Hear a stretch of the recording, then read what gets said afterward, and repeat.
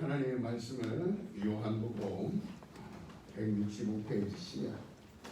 요한복음 11장 25절 26절을 큰 소리로 같이 똑같습니다. 시작. 예수께서 이르시되 나는 부활이요 생명이니 나를 믿는 자는 죽어도 살겠고 무릇 살아서 나를 믿는 자는 영원히 죽지 아니하리니 이것을 네가 믿느냐. 아멘. 아침들 드시고 오셨죠? 아멘. 근데 목소리가 어째 이렇게 금방 이 세상 떠날 사람들처럼 이거 하나님 들으시겠어요? 저 큰 소리로 또 아주 이건 움직이는 말씀입니다. 생명 있는 말씀입니다.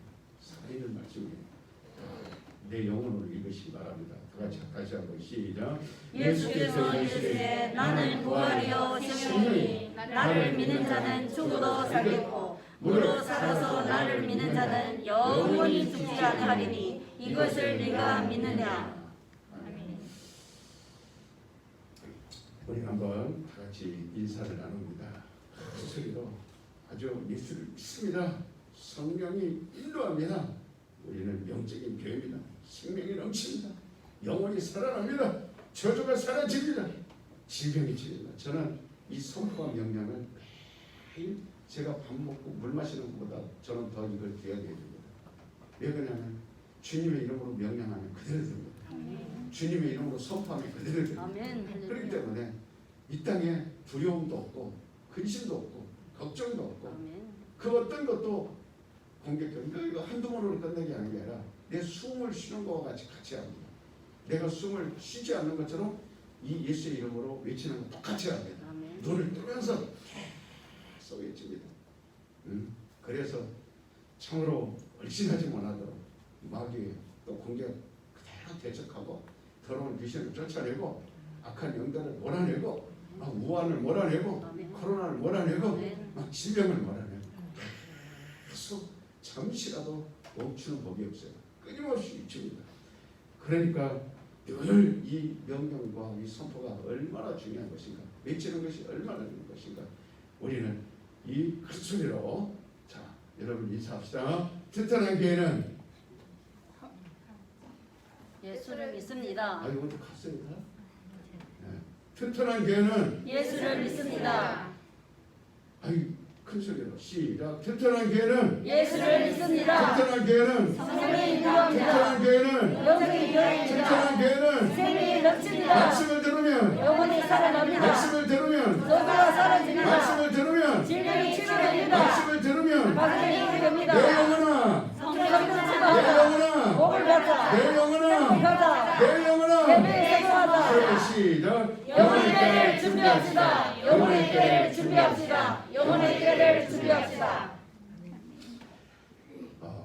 이 뉴스를 여러분들이 다 들어서 알겠지만 이 비대면 예배는 대면하지 않는 예배를 말하는 거예요. 온라인으로 예배를 드리라.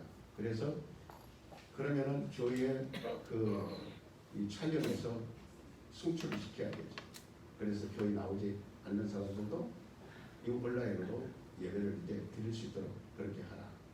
그러니까 이 마귀를 통해서 들어온 이 코로나19가 기가 막히게 심 하나 안 들이고 그들은 아무런 창과 칼로 힘 하나 안 들이고 이 예배를 파괴시키고 있어요. 이게 우리가 영적으로 보면 정말 우는 사자 같다니까 막 으르렁거리고 눈에 보이고 그게 아닙니다. 마지막 용용योग 우리가 여기 마귀 숫자를 받는 것도 이모와 손등에 받는 것도 굉장히 우리에게 아름답게 나타납니다. 굉장히 아름답게 나타나고 왜? 이 천사가 타락했을 때 그 죄성이 하와에게 그대로 나타났어요. 그럴 때 하와가 만약에 무섭게 징그럽게 뱀이라고 그러니까 징그럽게 나타나서 그랬다면 하와가 그걸 안 받아들였어요. 그러나 이 새벽별처럼 정말 아름다운 최고의 계명성처럼 그렇게 나타나서 가정하고 너도 최고의 그런 명예와 권세와 최고의 부유한 자가 너도 된다. 정말 지금보다도 하나님과 같이 너도 될 수 있다. 이렇게 아름답게 나타나는 겁니다. 거기에 정말 그 말을 듣고 보니까 막 그렇게 보이거든요. 먹음직도 하고 보암직도 하고 이야 정말 아름답게 보이고 그래 이걸 내가 왜 몰랐을까 하고 그대로 그거를 갖다가 행동으로 옮기고 실천으로 옮기게 되는 것이거든요. 이처럼 비대면이라고 하는 것은 대면하지 마라. 비대 저는 사람끼리 대면하지 마라. 그 뜻도 있지만 하나님을 대면하지 마라. 예배라는 것은 하나님을 대면하는 겁니다. 우리가 교회까지 오는 그 마음은 뭐냐면 집에서 그냥 예배를 드리는 거와 일하다가 그냥 예배를 드리는 거와 여행 가다가 예배를 드리는 거 이것이 아닙니다. 대면이라는 것은 아브라함아 네 본토 친척을 그 다음에 하나님 떠나서 어디까지 가야 되냐 하나님이 예비하는 곳까지 가라. 그래서 우상을 섬기는 집에서 그 형제들 자기의 본토라는 건 뭐냐면 먹을 수 있는 모든 일들이 다 거기에 있다는 거예요. 생업이 거기에 다 있다는 거예요. 거기에 양도 있고 토지도 있고 평생 동안 일구어는 모든 토지가 그러니까 안락한 생활을 할 수 있는 것이 거기에 다 있다는 거예요. 거기에서 예배하려면 나오라는 거예요. 나와서 예배하라는 거예요. 모세에게 명한 것도 그겁니다. 애국 땅은 430년 동안 살았던 곳이에요.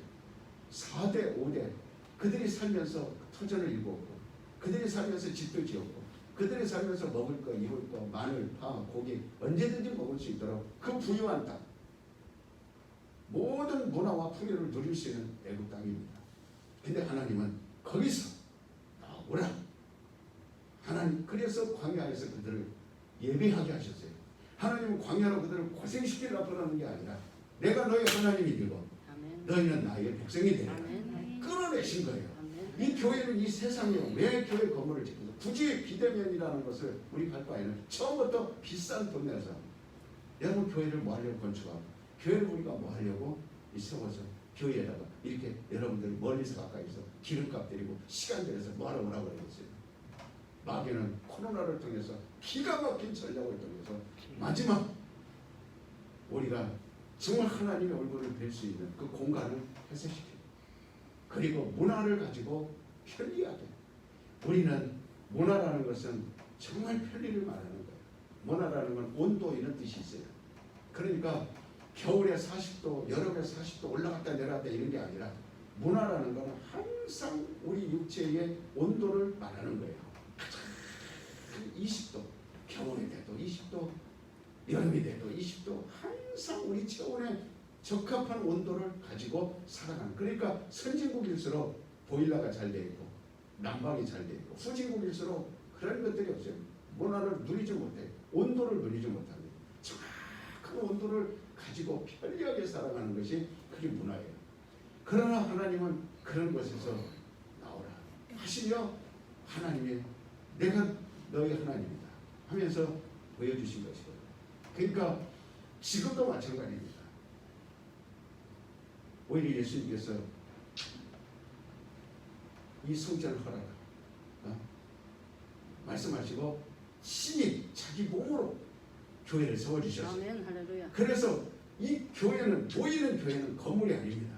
여기까지 우리가 차를 타고 새벽부터 일어나서 준비하고 나온 거는 그 예수님께서도 말씀하신 것처럼 성전들 그 성전들이 모이는 걸 말하는 아멘, 거예요. 할렐루야. 성전들이 모이는 걸 말하는 겁니다. 네.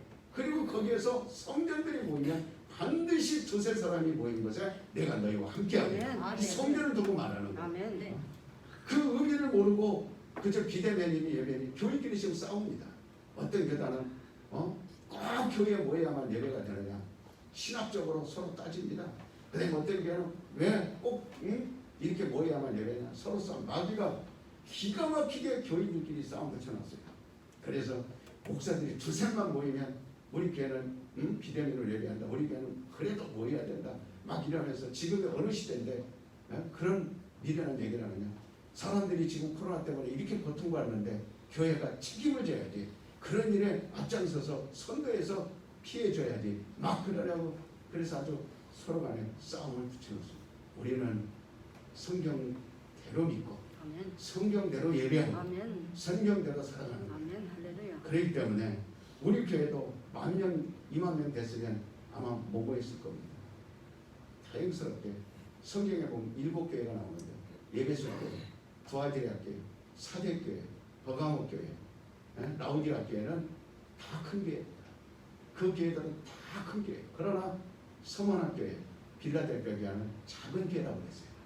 작은 교회지만 끝까지 믿음을 지켰다. 아멘. 끝까지 충성했다. 아멘. 그러니까 정말 크다고 해서 이렇게 원하는 거 아니고 작다고 해서 원하는 거. 그걸 기준으로 지금 제가 말하는 게 아니에요. 우리는 정말 주님이 칭찬하는 게 뭔가를 알아야 되고 아멘. 주님이 우리를 위해서 칭찬하는 사람이 마지막 승리하는 자들이에요. 아멘. 할렐루야. 그런 교회들은 지금도 예배를 드리고 있어요. 그러나 5교회는 이미 지구상에서 기도만 남았어요. 다 무너져 버리고 그저 돌들만 남아서 하나의 관광지가 됐고 하나의 그저 바람 휘날이 그런 쓸쓸한 땅만 남았어요. 그러나 빌라델피아 교회는 지금까지도 몇 명 안 되지만 예배를 드립니다. 아멘. 그래서 성지순례 갔다 온 분들이 깜짝 놀라는 게 그거예요. 야, 2000년 전에 이미 예수님이 칭찬한 교회는 끝까지 살아남는구나. 아멘. 2000년이 지난 지금에도 교회가 살아있구나. 아멘. 그래서 지금도 그 후손들이 모여서 예배를 드리는 주님을 기다리고 있습니다. 우리는 이제 감사해야 돼요. 우리 교회가 작다고 해서 업신여기지 말고 작다고 해서 무시하지 말고 작지만 능력이 있습니다. 아멘. 작지만 우리는 믿음을 지켜가는 겁니다. 아멘. 작지만 우리는 이 혼란을 이겨가는 자들. 아멘. 오히려 위기 가운데 우리는 하나님의 능력을 체험합니다. 아멘. 불행한 가운데 하나님의 기쁨을 체험하는 거예요. 아멘. 하나님께서 예배를 통해서 정말 역사해 주시는데 이제 이 코로나가 슬가로서요. 정말 이 사람들은 코로나가 지나가고 나면 기도하는 걸 제가 가만히 들어보고 더 많은 선교가 이루어질 것이다. 이제 폭발적인 선교가 이루어질 것이다. 그분들은 미래를 모르고 하는 소리예요. 물론 우리도 그렇게 했으면 좋겠다. 그렇게 되면 좋겠다. 이렇게 기도하지요. 그런 마음이 있죠. 그러나 우리는 그거보다도 더 이제는 앞서서 기도해야 될 게 뭐냐면 주님이 지금 내 문 앞에까지 오셨어요. 주님은 이미 다 이제는 마지막인데 초대교회 때는 우리가 그런 기도를 할 수 있습니다. 그러나 시를 분별하라. 무화과 나무 잎이 푸르면 여름이 올 줄 알아라. 그걸 회복을 말합니다. 이스라엘의 회복을 말해요. 그런데 아직도 이방인들이 초대교회를 세워나가는 그 기도를 하고 있습니다. 이방인들의 교회는 끝났어요. 이방인들의 교회는 문을 닫았습니다. 이제. 그러면 회복은 뭐를 말하는 거예요? 우리가 기도하는 건 이스라엘이 열리게 기도해야 되는 거예요. 이스라엘 유대인들이 돌아오도록 기도하는 거예요.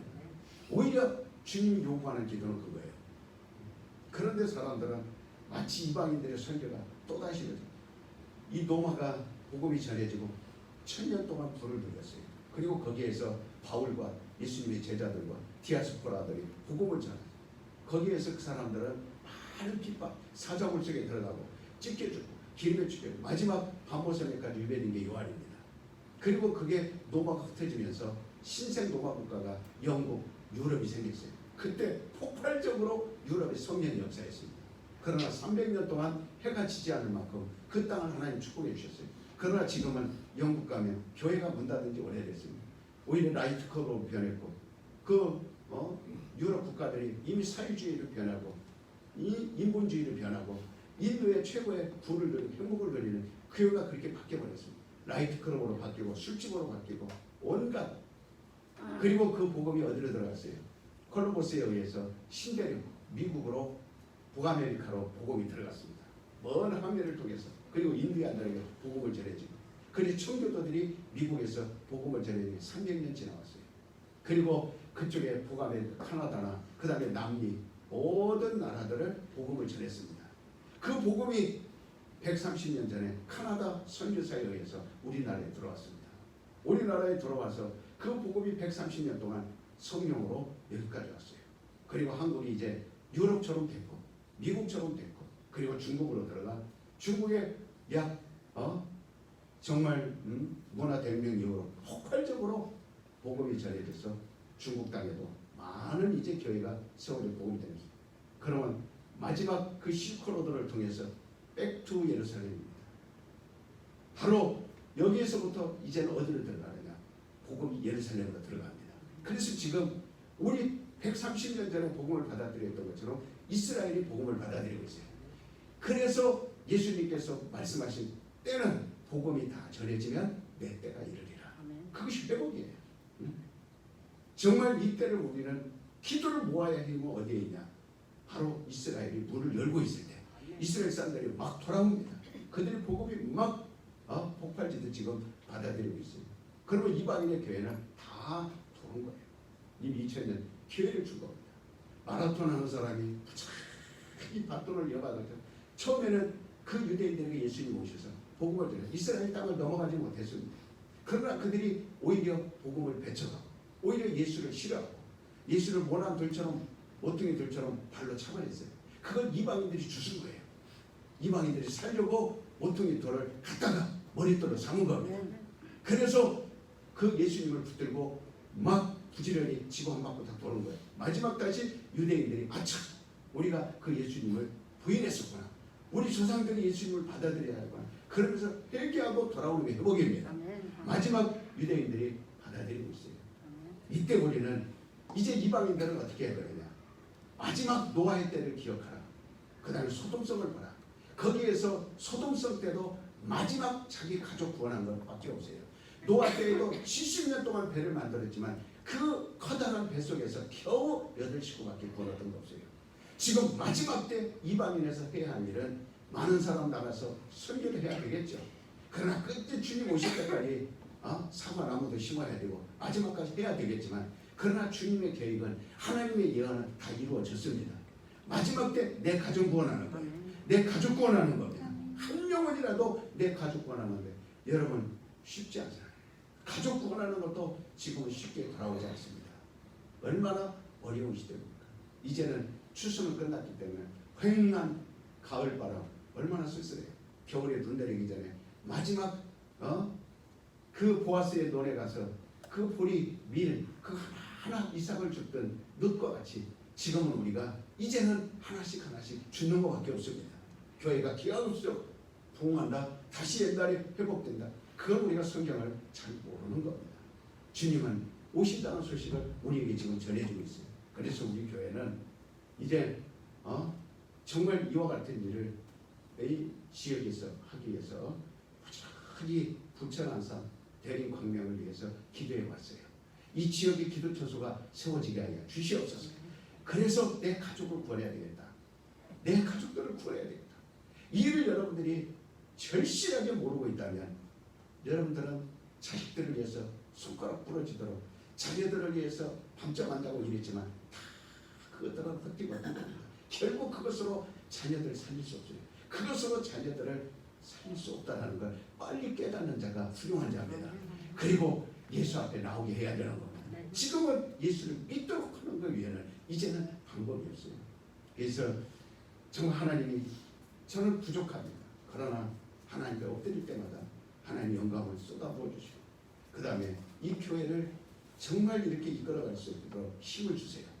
그래서 이제 이 아파트가 보면은 금방 여기가 사람들이 봄부터 입주하기 시작합니다. 그게 많은 사람들이 들어오겠죠. 그러면은 우리는 이제 금요 예배를 굉장히 살릴 거예요. 그래서 그분들이 주일날 우리는 주일날 오는 건 원치 않아요. 그러나 금요일 날이라도 가까이 걸어와서 여기서 마지막 그 믿는 사람이 오지 안 믿는 사람이 오지 않습니다.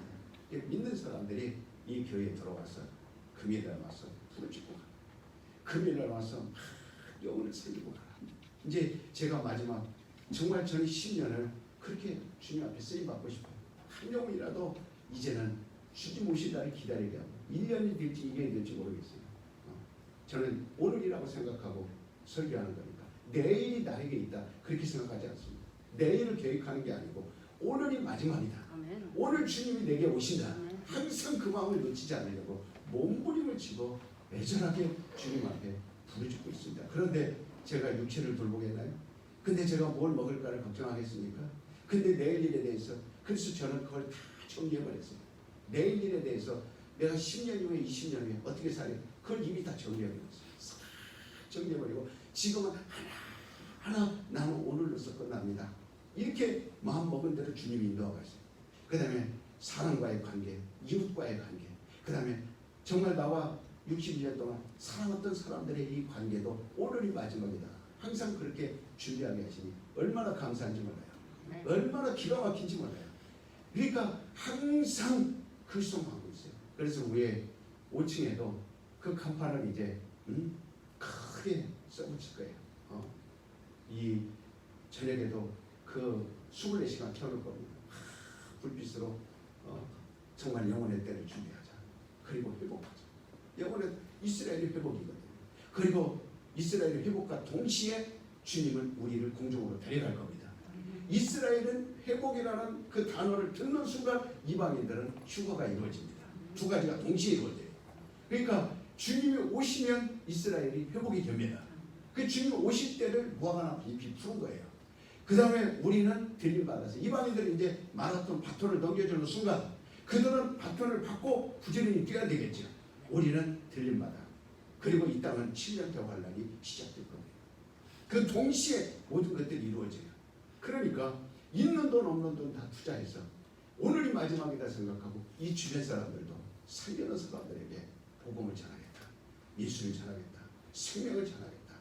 그렇게 해서 지금 준비해 가고 있습니다. 입주하기 전에 간판도 그렇게 이제 준비하고 걸고 있고 우리 청년들은 전도사님과 그 다음에 우리 청년들은 이제 금요일날 찬양을 혼자서 이성욱 집사님 혼자서 나와서 마이크 들고 찬양하지 말고 정말 1시간을 찬양을 하는데 이제 마지막 주님을 기다리듯 찬양하는 그 젊은 사람들이 돼요. 금요일날 나와서 여러분 언제까지 이 핑계 저 핑계 대고 기도를 포기할 겁니다.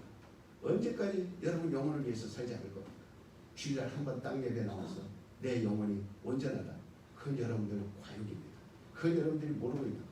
저는 일주일에 정말 20번, 30번을 해도 나는 부족해요.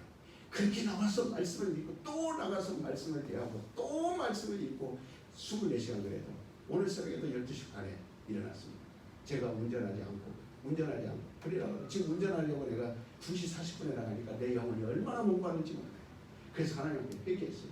하나님, 내가 원래 2시 30분에 일어났던 사람이 운전한다고 2시 40분에 나가니까 내 영혼이 너무 힘듭니다.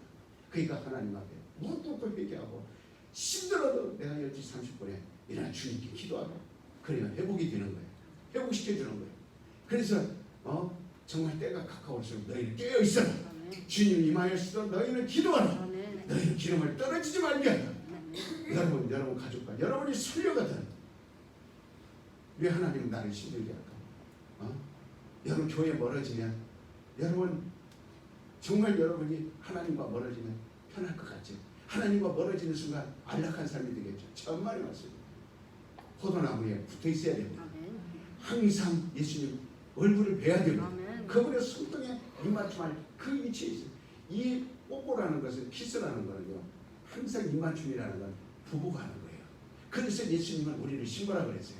가까이 있는 사람 입맞춤하는 거예요. 남들하고 입맞춤은 가는입니다.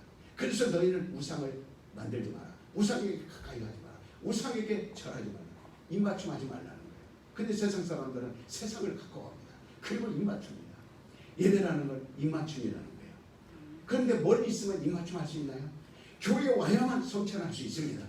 교회 외에는 어떤 기관도 성찬할 수 없어요. 가룟 유다는 예수님께 멀리서 있다가 예수님을 반역하면서 입맞췄어요. 예수님에게 내가 입맞추는 자가 예수님이라. 그래서 로마 병정들에게 유대 병정들에게 알게 했어요. 그리고 예수님에게 다가가서 그리고 입맞추라 하고 입맞추. 그 입맞춤은 가증한 입맞춤입니다. 우리가 예배 드린다고 해서 하나님께 가까이 있다고 해서 내 심령으로 하지 아니하고 내 영혼으로 하지 아니하고 결국은 그렇게 한 가룟 유다의 입맞춤밖에 돼 있습니다. 그 입맞춤은 하나님을 원하지 않습니다. 금요일날 정말 이제 이 우리가 철야부터 다시 회복시켜야 돼요. 이 금요일날 철야 예배. 그래서 휴가라고 기도. 우리가 이 코로나 때문에도 찬송 못 부르고 큰 소리를 기도 못하지만 중요한 건 코로나 때문에 그런 게 아니에요. 육층 때문에 그렇습니다. 육층이 금요일날 큰 소리를 기도하면 해번에 경찰에 또 고소하고 경찰에 보고가 그리고 내가 와서 막 소리치고 문을 두드리고 그럽니다. 그런 것들이 우리에게 너무 안타까워요. 그래서 지금 옛날에는 경찰대에 왔다가 그냥 가지만 지금은 그런 군소리를 교단하는 걸 고소하면 경찰대에 가서 폐쇄시켜요. 교회 문을 폐쇄시켜요. 우리가 정말 열심히 기도하고 하나님 저분은 더 좋은 데로 집 사서 가게 하고 우리 성도님 가운데 그 6층 집에 들어가서 교회 가까이 그리고 그 집을 인수해서 살게 해서 하나님이 이 기도 들어주신다 그랬습니다. 하나님 역사하신다 그랬어요. 그래서 우리는 그걸 믿고 준비하는 거예요. 간판도 준비하고 그리고 찬양팀도 준비하고 젊은 이 금요일에 나와서 찬양팀들이 정말 이제는 회개운동 그 찬양만 부르는 게 아니라 찬양을 부르는 입술들이 살게 되어 있습니다. 그래서 금요일 날은 여러분 기도해 주시기 바랍니다. 이를 위하여 우리는 하나하나 왜? 이 교회만 생명이 넘칩니다. 그래서 참으로 하나님은 영원한 생명이시다라고 성경은 우리에게 가르쳐주고 있습니다. 사람의 목숨이라는 것은 단지 숨을 쉬는 것만 불과합니다. 짐승도 똑같이 숨을 쉽니다. 이 푸른 나무 잎들도 숨을 쉽니다. 그것을 갖다가 탄소 동화작용이라고 합니다. 그래서 나뭇잎들은 그 산소를 빨아들이고 그리고 내뿜는 것이 일산화탄소예요. 아니 일산화탄소를 빨아들이고 산소를 내뿜어줍니다. 그래서 우리가 숲속에 들어가면 기분이 좋아지는 건 뭐냐면 그 푸른 탄소 동화작용을 통해서 산소가 나오기 때문에 그래서 집안에도 푸른 그런 식물들을 키우는 거예요. 왜? 산소를 내뿜습니다. 이와 같이 다 물고기도 아가미가 있어요. 그래서 아가미를 열었다 닫았다 하면서 물속에서도 숨을 쉽니다. 그러나 사람은 영원히 존재하는 그런 영적인 존재라고 그랬어요. 그러므로 우리는 이 코로 입으로 숨 쉬는 목숨뿐만 아니라 이 생명으로 숨을 쉬라고 그랬어요. 그래서 너희는 기도하라. 바로 이 기도는 생명을 빨아들이는 게 기도입니다. 그것이 영적인 호흡이다 그 말이에요. 그래서 우리는 육체가 언젠가는 낙엽과 같이 떨어질 겁니다. 땅에 떨어져서 흙으로 돌아갈 거예요.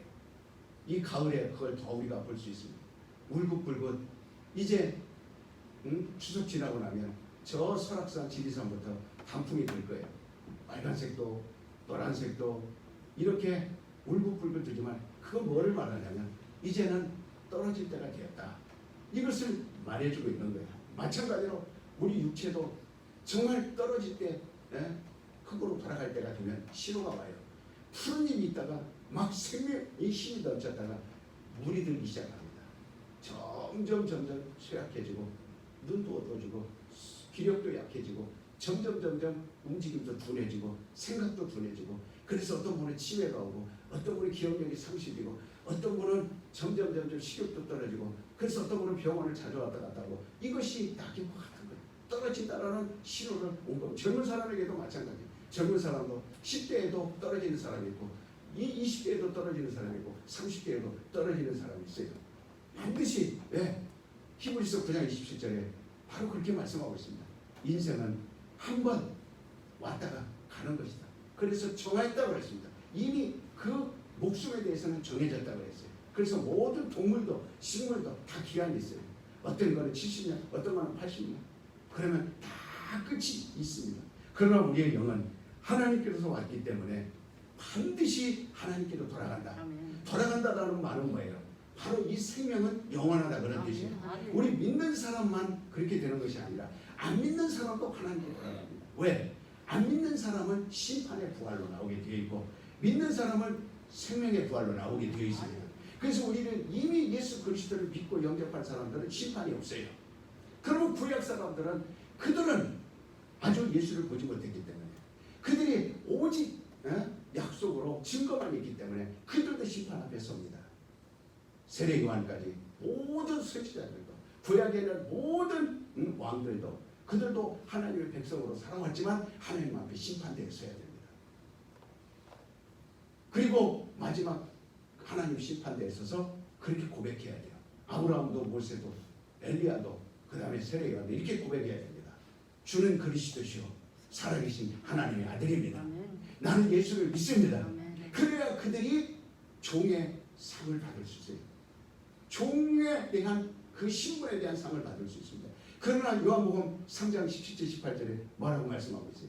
주 예수를 믿는 자들은 이미 심판을 받지 않느니라. 주 예수 그리스도의 그 이름을 영접한 자들은 하나님의 자녀가 되는 권세를 얻느니라. 이 권세가 뭐예요? 심판받지 않는 겁니다.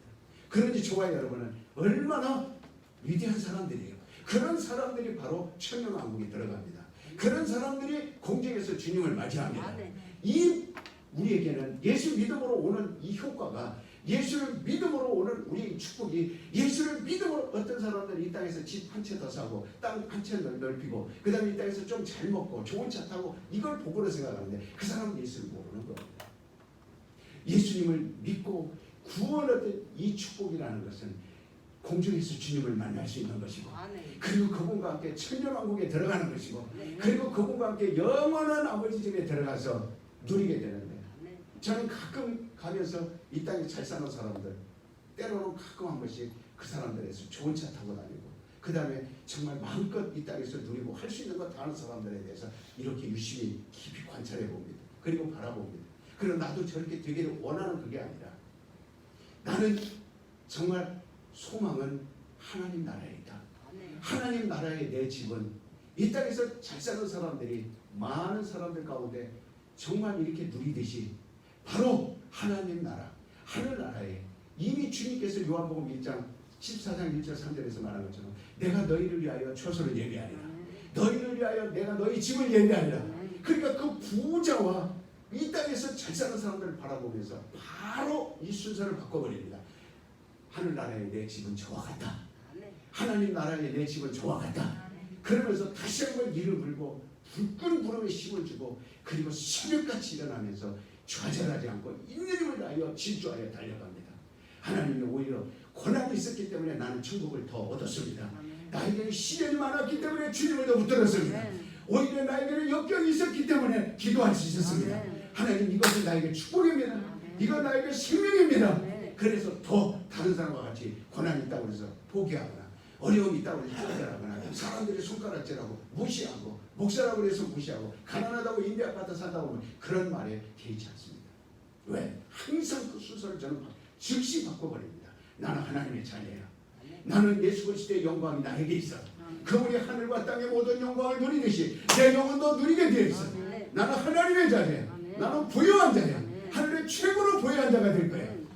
구약에 아무리 육체로서 율법 아래서 뛰어났다 하더라도 하나님 자녀에 받는 그 권세는 없습니다. 모세에게 없습니다. 엘리야에게 없습니다.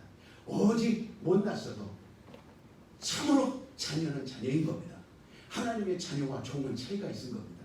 종으로서의 복을 받는 구약 성도들이지만, 그러나 신약 성도들은 자녀로서의 복을 받습니다. 여러분 집이, 여러분 자녀에게 여러분 재산을 물려줄 겁니까? 여러분이 여러분에게 충성했다고 해서 종에게 물려줄 겁니까? 누구도 종에게 물려줄 사람은 없어요. 자녀에게 물려주는 거예요. 이와 같이 참으로 우리는 극으로 돌아와 극으로 돌아가는 그 낙엽처럼 살지 않습니다. 우리의 영이 불순종하고 반역한 죄에 대해서 하나님 앞에 반드시 심판을 받아야 됩니다. 그러나 요한복음 3장 17절 말씀처럼 심판을 받지 않게 하려고 우리의 영혼을 위해서 예수님 오신 거예요. 예수님은 오직 우리 영혼을 위해서 오신 거예요. 하나님은 만물 위에 계신 분입니다. 그래서 꽃을 보면서 하나님을 찬양합니다. 꽃을 보면서 예수님 찬양하지 않아요. 하늘 별을 보면서 예수님 찬양하지 않습니다. 하나님을 찬양합니다. 이 만물이 지금도 창조하시고 다스리시는 분 하나님이에요. 우리 예수님은 바로 이 땅에 육신을 입고 오셔서 만물을 위해서 오신 분이 아니에요. 하나님은 창세기 1장 28절에 마찬가지로 우리 인간들에게 바로 주신 것이 뭐예요? 너희는 이 땅을 정복하고 땅을 다스리고 땅을 충만케 하고, 그렇게 말씀하셨어요. 그래서 지금도 아이 낳고 아이 낳고 아이 낳고 꽃은 지고 또 피고 또 피고, 이건 다 하나님이 하시는 거예요. 그러나 예수님은 오직 오신 목적이 있다면 인류를 위해서 오셨습니다. 사람을 위해서 오셨어요. 그러므로 말미암아 그분이 몸짓고 피 흘려 죽으신 것은 만물을 살리려고 그분이 죽으신 것이 아니고 인류를 위하여 죽으신 겁니다. 인류를 위하여. 그래서 누구든지 나를 믿는 자는 만물 보고 말씀하신 것이 아니에요. 누구든지 나를 믿는 자는 죽어도 살겠고 아멘. 살아서 믿는 자는 영원히 죽지 아니하리라. 아멘. 우리에게 남겨주신 부활은 인류에게 남겨주신 겁니다. 그래서 바로 성령은 또 하나님은 만물에 계시고 그 다음에 예수님은 인류에 오셨지만 성령은 인류를 위해 오신 거 아니에요. 구원을 위해서 오신 분이 아니라 예수 그리스도를 믿는 자들 속에 오신 분이 성령입니다. 할렐루야. 하나님은 만물에 계시고 이게 삼위일체예요. 예수님은 인류를 위해 오셨고 성령은 구원받은 자 성도 속에 오신 거예요. 아멘. 절대로 예수님을 따라다녔던 그 500명이지만 마지막에 성령이 500명 가운데 다 온 게 아니에요. 120명 가운데 오셨다는 걸 아셔야 됩니다. 10,000명이 교회에 있다고 해서 그들 가운데 다 성령이 역사하는 게 아닙니다. 오직 주 예수 그리스도를 믿는 자에게 오신 겁니다. 이와 같이 하나님의 생명이 참으로 하나님과 함께 계셨는데 그것이 육신이 되어서 이 땅에 오셨다고 그랬어요. 그래서 요한복음 1장 14절에도 바로 그와 같이 말씀하고 있습니다. 말씀이 육신이 되어 우리 가운데 거하신 우리가 그의 영광을 보니 독생자의 영광이요 은혜와 진리가 충만하다. 아멘. 이 말씀을 누가 했어요? 세례 요한이 했습니다. 그러니까 선지자 중에 선지자요. 정말 여자가 낳은 자 중에 가장 위대하다. 세례 요한이 모세보다 뛰어나다는 말 아닙니다. 엘리야보다 뛰어나다라는 말이 아니에요. 예수님을 눈으로 보았다 그런 뜻입니다. 직접 예수님을 보았다는 거예요. 그러나 많은 선지자들이 이걸 원했고 그것을 보기를 원했지만 보지 못했지만 마지막 선지자의 세례 요한은 그걸 본 거예요. 그리고 우리에게는 예수님이 말씀하시기를 너희는 세례 요한보다도 나를 더 많이 보리라. 너희는 세례 요한보다도 더 큰 나를 만나리라. 그러면서 하늘을 침노하는 자는 그 하늘이 침노를 당하리라. 바로 하늘의 권세를 가지고 오신 분 예수님입니다. 하늘 나라가 임하실 것이 예수님이에요. 그러니까 세례 요한보다 비록 너희가 작지만 하늘나라의 가장 작은 자라도 세례 요한보다 크니라. 왜? 예수님을 만나기를 원한다면 내가 너희를 만나 주리라. 그래서 예수님을 만날 수 있다는 겁니다. 그래서 우리는 세례 요한보다 클 수 있는 조건이 뭐냐? 신노할 수 있는 조건이 뭐냐? 예수님이 길을 내주셨어요. 그걸 열어주신 거예요. 그래서 정말 어떤 사람들은 엘리야를 보라고 모세를 보라고 세례 요한을 보라라며 나도 그 사람같이 되겠다고 막 그렇게 하면서 스스로 낙타 토롯을 입고 그 다음에 수염도 안 깎고 머리도 기르고 그렇게 하려고 하는 사람들이 있어요. 고행으로서 예수님 만나는 거 아닙니다. 수양한다고 예수님 만나는 거 아닙니다. 정말 성령으로 만나는 거예요. 그래서 성령을 보내주신 그 성령을 우리가 교회에 들어오자마자 성령을 사모해야 되는 겁니다. 성령이 내 영혼에 있어야 됩니다. 성령을 있는 자가 무슨 코로나를 보호하며 성령이 있는 자가 어찌 기쁨이 없으며 어찌하여 즐거움이 없겠나이까. 정말 우리는 된장국을 먹어도 기쁘고 반찬 하나를 넣고 먹어도 즐거움이 거기에 있는 거예요. 주님의 약속이 그대로 이루어지는 거예요. 세례요한보다도 너는 훌륭하도다. 세례요한보다 너는 참으로 놀라운 이런 말을 들을 때마다 내 육으로서는 그것을 받아들일 수가 없지만 그러나 영으로는 한량없이 충만한 걸 볼 수 있습니다. 이와 같이 정말 하나님의 영광이 세례요한이 이걸 봤어요. 독생자 영광. 이 독생자라는 말은 하나님 그런 뜻이에요. 스스로 계신 분을 말하는 거예요. 독생하니까 외아들이구나. 외아들이니까 독생자. 이렇게 또 해석하는 분들이 있는데 전혀 맞지 않은 해석이에요. 독생하신 분은 하나님밖에 없습니다. 그분이 육신이 되어서 오신 거예요. 요한복음 1장 1절이 14절에 보여진 겁니다. 요한복음 1장 1절을 누구도 볼 수 없었는데 14절에 와서 볼 수 있었을 거예요. 18절에 가서 말합니까? 누구도 볼 수 없었으나 그러나 그분이 우리의 보여지는 눈으로 나타났다는 거예요. 이거 하나만 가져도 얼마나 위대합니까? 그래서 예수는 자신이 죽었다가 사신 것처럼 우리에게도 정말 그분이 사신 이유가 뭐예요? 그분에게는 인간으로 오셨고 또 인간의 몸에서 태어났어요. 그리고 인간입니다. 사람이에요. 사람 가운데 사셨어요. 33년 동안. 그리고 사람처럼 그분은 죽었습니다.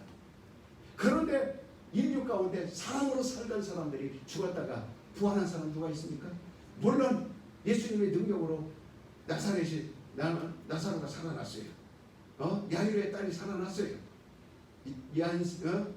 나인성 과부의 아들이 그렇다고 그 사람들이 그 육신이 신비한 몸으로 부활한 거야. 그거 아니라고 말이에요. 그건 하나의 병을 고쳤다 그런 뜻입니다. 그들이 죽었다 살아난 건 그들의 죽을 병이 걸렸는데 그 병을 고쳐주니까 그들이 살아났다 그런 뜻이에요. 이 말은 부활을 체험했다 그 말입니다.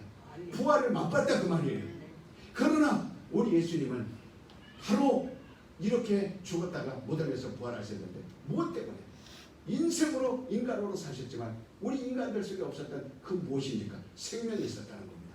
그래서 그 생명으로 말미암아 영원히 부활하신, 그래서 우리 주님이 우리도 그와 같이 살게 하시려고, 그래서 예수님께서 너희는 내 피를 마셔라, 너희는 내 살을 먹어라, 끝까지, 그리고 성령을 받아라. 그리고 성령 받은 자들에게 분부하고 당부하기를 뭐라고 하셨습니까?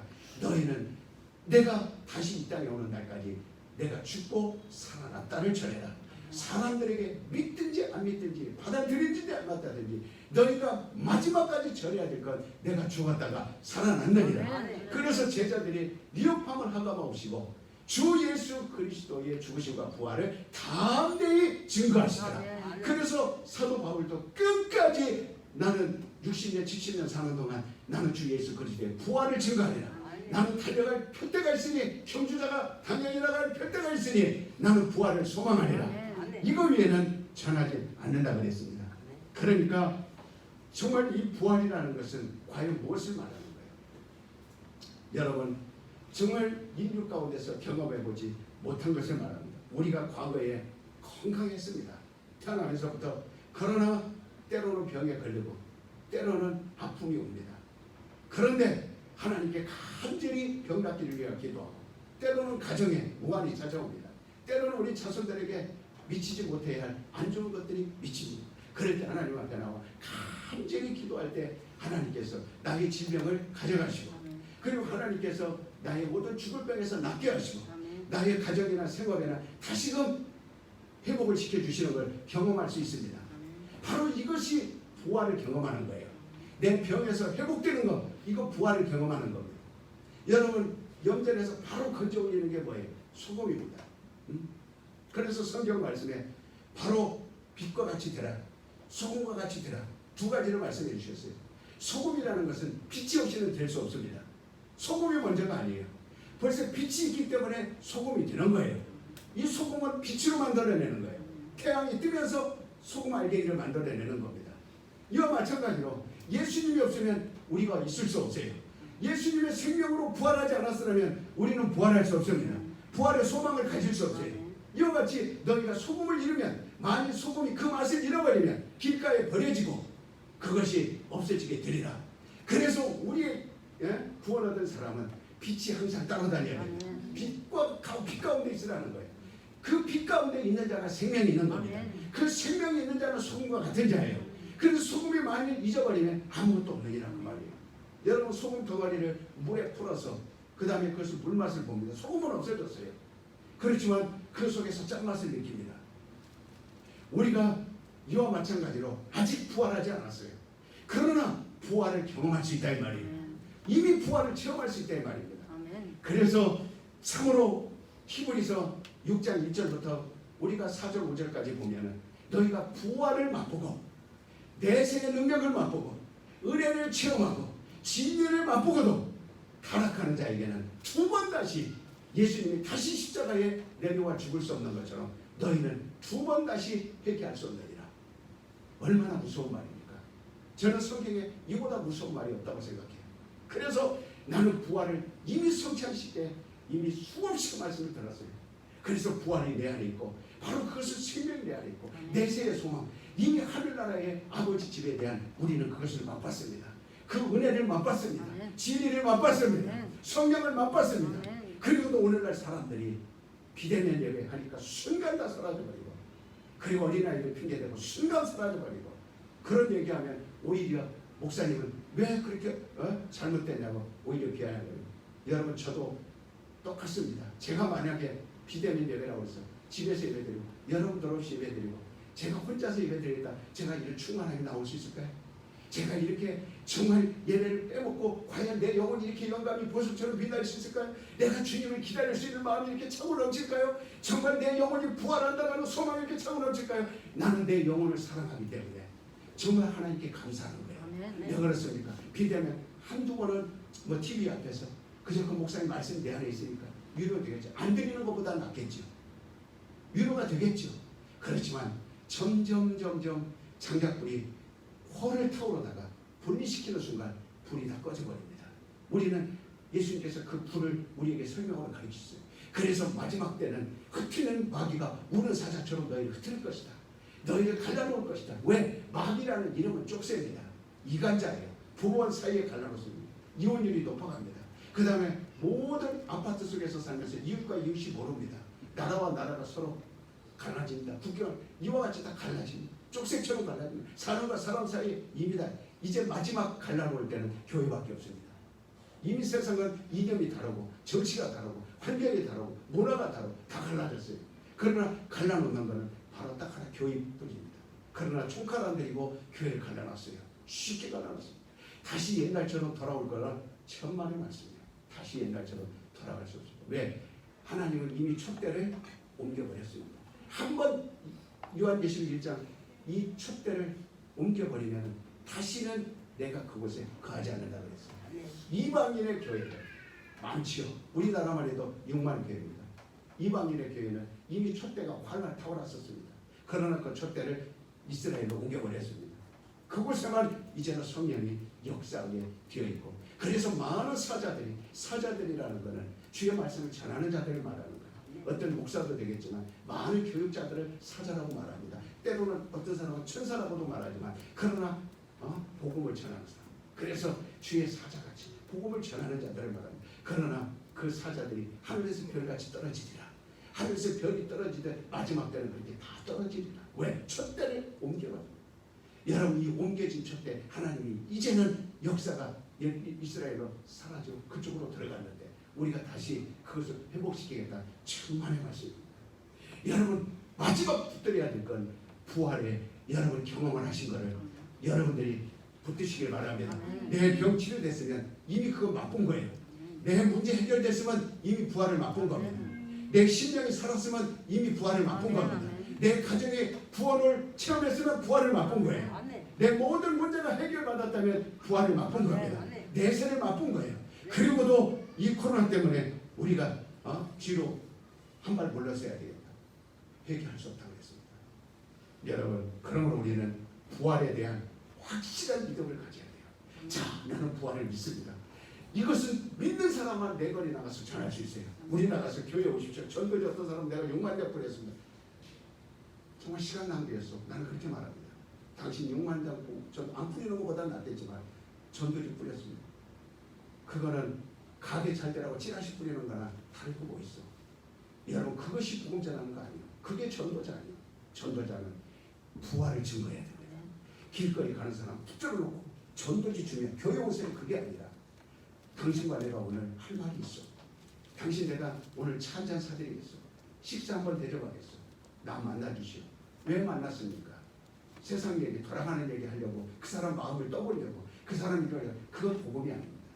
그건 하나님 앞에 상 받을 일이 아니에요. 주님은 우리에게 가르쳐준 것이 뭐냐면 주 예수 그리스도를 전해라. 네 입을 열어 부활을 말해라. 그분이 오셔서 죽으신 걸 말해라. 지금은 우리 남은 거는 이거밖에 없습니다. 자, 세 번만 나는 부활을 믿습니다. 세 번만 시작. 나는 부활을 믿습니다. 나는 부활을 믿습니다. 나는 부활을 믿습니다. 예수 그리스도의 부활은 어떤 교리가 아닙니다. 사람들이 만들어 놓은 거 아니에요. 교리가 없을 때, 교리가 세워지지 않을 때, 신학적인 어떤 틀이 만들어졌을 때 그분이 부활이라는 용어가 나온 게 아니에요. 아무 신학도 없고 틀도 마련하지 않고 교리도 만들어지지 않았을 때 이 부활이라는 걸 주님이 하신 겁니다. 신학이 없었어도 주님은 부활하셨어요. 교회가 없었을 때도 주님은 부활하셨어요. 많은 전도자가 없어도 주님은 부활하셨습니다. 그러니까 오직 부활은 참으로 주님의 경험이에요. 그리고 주님의 체험이에요. 주님은 그래서 부활하시고 나셔서 그 체험을 우리에게 가르쳐 주신 겁니다. 그래서 오늘 말씀이 이 부활에 대해서 죽은 나사로를 살려놓고 이 죽은 나사로가 부활을 체험했듯이 너희도 반드시 마지막 때에는 이와 같이 부활하리라. 그리고 우리에게 말씀에 강력하게 말씀해 주시오. 이건 주님이 경험한 겁니다. 그분이 마지막 겟세마네 동산에서 기도할 때 말했어요. 제발 나를 부활을 체험하게 해주세요. 그게 마지막 기도였습니다. 울며 심한 통곡으로 그분이 기도한 건 부활을 체험하게 해주세요. 나는 이제 죽습니다. 하나님의 약속대로 죽습니다. 하나님이 하라는 대로 순종합니다. 그러니 마지막 하나님이 생명이 내 안에 있으니 그 부활을 체험하게 해주세요. 그것을 울며 불며 애절하게 애통하며 정말 창자가 끊어지는 눈물을 흘리며 제자들이 저 멀리서 들을 수 있도록 기도한 건 뭐냐면 부활을 체험하게 해주세요. 그런데 3일 동안 무덤에 있었지만 하나님이 그 기도를 들어주셨어요. 기도를 들어주시고 무덤에 있는 자기 아들을 살려내신 겁니다. 그리고 그걸 체험했을 때 얼마나 기뻤겠어요. 주님은 그 기쁨을 우리에게 말해준 거예요. 내가 정말 죽을 때까지 하나님의 기도했더니 하나님이 나를 살려줬다. 그래서 그분이 부활하시고 제자들에게 찾아온 거예요. 우리 주님은 가장 좋은 것을 나누고 싶은데 제자들입니다. 가장 나를 따라다녔던 자들에게 주고 싶은 거예요. 제자들에게 집을 지어줬습니까? 금덩어리를 줬습니까? 제자들에게 얼마나 세상에 명예를 줬습니까? 권세를 줬습니까? 그러나 가장 사랑하는 자들에게 주고 싶은 건 부활입니다. 저와 여러분이 부활이 있다면 주님이 사랑한 거예요. 내가 부활의 소망이 있다면 주님이 나를 제일 사랑한 겁니다. 가장 사랑한 거예요. 썩어진 낙엽처럼 떨어질 이 몸을 가지고 살아가는 게 아닙니다. 영생하는 영생을 가지고 살아가는 겁니다. 이건 마지막 때 여러분이 교회 왔다 갔다 하는 걸로 위로받지 마세요. 그것으로 신앙생활 한다고 착각하지 마세요. 여러분, 이 세상에 종교들 많습니다. 오늘날 기독교도 종교화가 되어버렸어요. 그렇기 때문에 대면 예배니 비대면 예배니 서로 싸웁니다. 머리만 떼고 싸웁니다. 주님은 싸우라고 코로나를 준 게 아니에요. 갈라지라고 코로나를 준 게 아닙니다. 코로나를 통해서 마지막 너희가 체험한 부활을 놓치지 마라. 마지막 생명을 놓치지 마라. 코로나가 왔을수록 더 예수에게 접붙임을 당해야 되고 그분에게 달라붙어야 됩니다. 여러분 혼자라도 교회 나올 수 없나요? 여러분 가족감이라도 나와서 예배할 수 없나요? 왜 순간 흐트러져 버리고 우리는 주일날 새벽부터 밤늦게까지 예배할 수 있어요. 저는 여러분들에게 얼마든지 서비스할 수 있어요. 얼마든지 제공할 수 있습니다. 10부 아니라 11부라도. 목사님 내 가족만을 위해서라도 예배할 수 없나요? 왜 행운합니까? 그런데 얼마든지 큰 게도 정말 모여서 얼마든지 다 모여서 할 수 있어요. 머리 쓰고 지혜를 나누고. 그러나 미리 포기해버리니까 돈 많으니까 TV 갖다가 교회에다 꽉 주운대라고 해서 모니터 설치하고 물론 그것도 안 하는 것보다는 낫겠고 그렇다고 해서 거기에 부활이 없다 생명이 없다 그걸 말하는 게 아닙니다. 그러나 마귀가 언제까지 그걸 끌어갈지 누가 상상합니까? 잠시 다 끝나겠지 이렇게 생각하지만 그게 아닙니다. 주 예수의 부활은 어떤 교리와도 상관없어요. 교회 크고 작은 것도 상관없어요. 코로나와도 상관없습니다. 이건 영원하신 하나님의 증거예요. 하나님의 증거이기 때문에 우리는 이걸 붙드는 겁니다. 그리고 주님은 부활하신 후에는 주님의 이름으로 이렇게 말합니다. 성령이 오실 것이다. 부활하신 다음에 호흡을 내쉬시며 너희가 성령을 받아라. 그날에는 내가 아버지 안에 있고 너희가 내 안에 있고 너희가 내 안에 있는 것을 너희가 알리라. 이제 성령이 오셔서 예수께서 죄 없이 죽으셨고 그리고 예수께서 하나님이 살려주셔서 부활하시고 성령이 오셔서 보혜사가 되시는다. 그리고 변호하시다고 했어요. 성령을 내 안에 있다는 증거가 뭐예요? 주 예수 그리스도의 죽으심과 부활을 말하는 거예요. 그런데 여러분이 참 당신 남편에게 먹을 거는 많이 챙겨주고 보약을 많이 챙겨주고 돈은 많이 벌어와라. 당신이 벌어와야 내가 살고 내 자녀가 살고 당신이 벌어와야 내가 살 수 있다고 기대는 했지만 당신 남편이 교회 가지 말라니까 교회 안 오고 당신 남편이 교회 가라니까 교회 오고 언제까지 그렇게 할 거냐? 언제까지 부활 없이 살 거냐? 언제까지 자식 걱정할 거냐? 언제까지 코로나 무서워할 거냐? 여러분 우리가 코로나 안 걸린다 말이 아니에요. 걸릴 수 있어요. 그러나 이 부활은 지키라 이 말입니다. 부활은 생명처럼 지키라. 주님이 그걸 우리에게 주신 겁니다. 그런 지도자, 썩어빠진 지도자. 평신도도는 못해도 지도자는 자기 새끼를 끌어안고 나오는 게 지도자입니다. 지도자가 되겠다고 한다면 그것이 지도자. 순교적 각오가 있을 때 하나님이 부활을 전하게 해주는 겁니다. 그렇지 않고서 무슨 부활을 전합니까? 그렇게 않고서 어떻게 예수를 전합니까? 그건 거짓말입니다. 정말 성령이 내 안에 계심으로 담대하게 외칠 수 있는 건 예수의 부활, 예수의 승리. 그래서 성령은 보혜사라고 하는 거예요. 이 뜻은 바로 예수의 부활을 증거한다. 따라서 봅시다. 성령은 보혜사시다. 보혜사시다. 이 뜻이 뭐라고요? 예수의 부활을 증거하는 것을 말하는 거예요. 우리가 진실로 마음을 열고 믿음을 가지고 주님을 환영한다면 지금도 성령께서는 주님의 부활의 능력을 우리에게 채워주십니다. 그래서 부활의 능력이 있는 사람은 기도합니다. 어려움 찾아오죠. 육신이니까 질병도 찾아 면역성도 떨어집니다. 그래서 저도 항상 그렇게 기도해요. 기도할 때마다 양치질 할 때마다 내 이빨이 왜 생명이 부활의 생명이 되겠습니까? 이빨이 튼튼해져. 머리를 샴푸해서 감을 때도 막 문질러서도 입으로는 기도합니다. 예수님은 명하니 머리 빠지지 말고 대머리 되지 말고 계속해서 머리카락이 솟아날지어다. 오장 육고 사지했지 모든 내장도 병원을 발걸음하지 않고 부활의 생명이 있으니 부활이 있는 사람은 미칠 수 있는 거예요. 왜? 영혼이 오늘 말씀에 죽지 아니하리라. 육신을 말하는 게 아니에요. 영혼을 말. 그러나 영혼의 생명이 있는 자는 육신의 질병을 몰아낼 수 있습니다. 왜? 노아의 가족을 보면 아시죠? 40일 동안 물이 홍수가 났지만 배 안에 있던 사람들은 결국은 배 문을 열고 나올 수 있게 되었습니다. 우리 육체는 배와 같은 거예요. 그러나 그 안에 노아의 가족처럼 영혼이 있는 겁니다. 그러나 영혼에 힘이 있으면 홍수를 이길 수 있는 거예요. 40일 인류는 다 죽었고 생존하는 건 이 땅에서 다 죽었지만 그러나 영혼이 살아있는 사람은 지구가 다 없어져도 살 수 있는 겁니다. 그래서 오늘 말씀에 영혼이 죽지 아니하리라. 영혼이 죽지 아니하리라. 이것을 우리 성령께서 확실하게 우리에게 증거해 주신 거예요. 너희는 어찌하여 부활을 체험하고도 잊어버리느냐.